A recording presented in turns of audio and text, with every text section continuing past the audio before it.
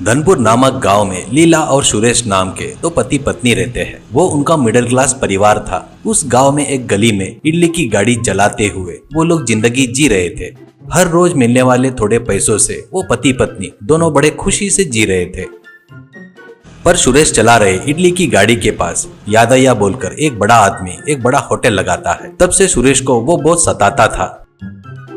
एक दिन यादయ్య सुरेश की गाड़ी के पास आकर, ये देख सुरेश, तू यहाँ तेरी इडली की गाड़ी निकाल ले। मैं यहाँ पर होटल बनाया हूँ ना, मेरे हिसाब से कस्टमर सभी मेरे होटल में आने को होना। पर तू ऐसे 10 रुपए में इडली बेचे तो कैसे? मेरे होटल में 20 रुपए इडली है। जल्दी से तू यहाँ से चला जा सुरेश, ऐसे कहता है। सुरेश की पत्नी लीला, यादయ్య जी, आप बहुत बड़े आदमी हो। ऊपर से आपने अभी अभी यहाँ पर होटल लगाए हो। हम तो कब से यहाँ पर बेच रहे हैं। आपके होटल से हमारी गाड़ी की कोई बराबरी नहीं है जी, ऐसा कहती है। वो बातें सुनकर यादయ్య, ये क्या रे सुरेश, तेरे में दम नहीं है क्या? बाजू में पत्नी से बात करवा रहा है, तेरे से उतना भी नहीं होता क्या बात करना?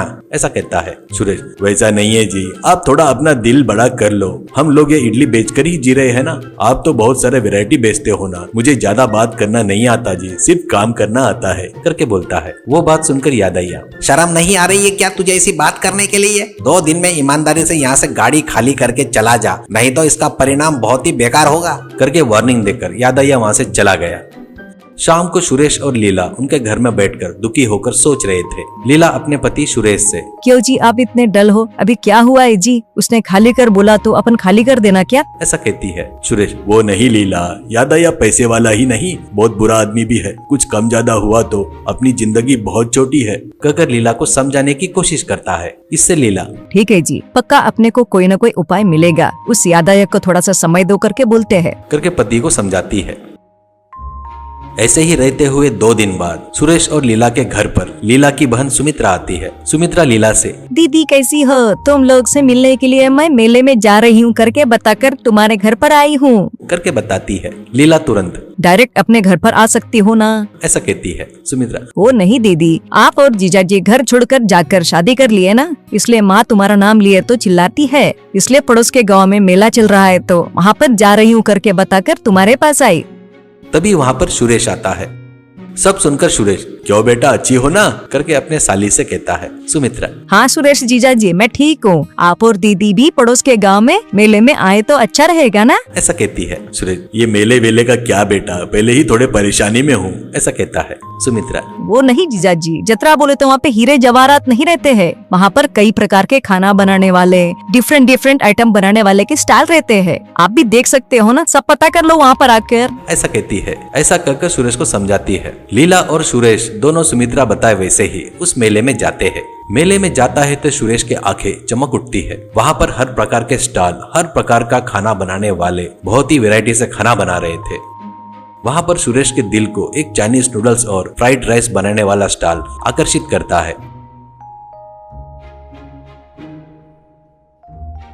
इससे सुरेश अपनी पत्नी लीला से, लीला वहाँ पर जाएंगे लीला, वो थोड़ा वैरायटी लग रहा है, वो देखकर सीखेंगे, ऐसा कहता है। फिर पत्नी सुमित्रा और सुरेश मिलकर वहाँ पर जाते हैं। वहाँ सुरेश बहुत देर खड़े होकर देखता है। वहाँ पर बन रहे नूडल्स, मंचूरियन, फ्राइड राइस, ये सब सुरेश को नया लगता है। और सुरेश उस बावर्ची से, अरे सुनो, ये कैसे बनाते हैं, मुझे थोड़ा सिखाओगे क्या, ऐसा कहता है। तो बावर्ची, क्या भैया, ये कोई बड़ी बात नहीं है। अब ये देखो, इसके पैकेट मिलते हैं, इसे नूडल्स कहते हैं। इसे लेकर उबाल कर, इसे ऐसे करके डालकर नूडल्स बनाने की पूरी प्रोसीजर बताता है।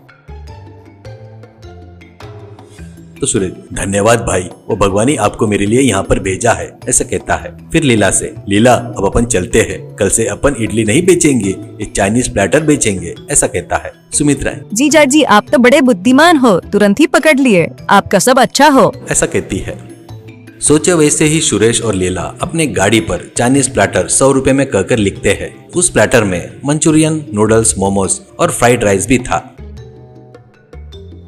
ये सब देखकर यादయ్య सुरेश के पास आता है और, क्या रे सुरेश, छोड़कर चला गया सोचा, फिर 2 दिन में वापस आ गया, ऐसा कहता है। सुरेश, यादయ్య जी, आप अपने होटल में इडली डोसा बेचते हो, हमारे गाड़ी पर वो नहीं मिलता, हम तो चाइनीज वैरायटी वाले आइटम ही बेचते हैं, ऐसा कहता है। यादయ్య, अरे बाप रे, अभी जुबान तो बहुत ज्यादा चल रही है, देखेंगे तेरा वैरायटी खाना खाते या मेरे होटल में खाते, कहकर वहां से गुस्से से चला गया।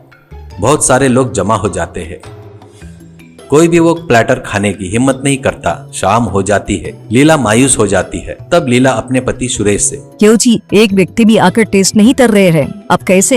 ऐसा कहती है। सुरेश, चिंता मत कर लीला, नए आइटम पर लोग एक साथ भरोसा नहीं करते, नहीं खाते। उसका टेस्ट पता चला तो फिर आएंगे। ऐसा कहते हुए सभी आइटम फ्री है भाई, टेस्ट करो, पसंद आए तो खाओ करके जोर से चिल्लाता है। वो बात सुनकर सभी लोग वहाँ पर जमा हो जाते हैं। सभी लोग बढ़िया टेस्ट करते हैं। जो भी टेस्ट कर रहा था वो सुरेश भैया बढ़िया, एक और चाइनीज प्लेटर दो, ऐसा कहता है। एक बुजुर्ग, बेटा सुरेश मुझे भी एक दो, ऐसा कहता है। वैसे औरतें भी मर्द भी सुरेश बना रहा सो चाइनीज प्लेटर खाकर बहुत खुश हो रहे थे। इससे सुरेश की जिंदगी बदल जाती है। चाइनीज प्लेटर 100 रुपीज करके उस गांव भर में सुरेश फेमस हो जाता है।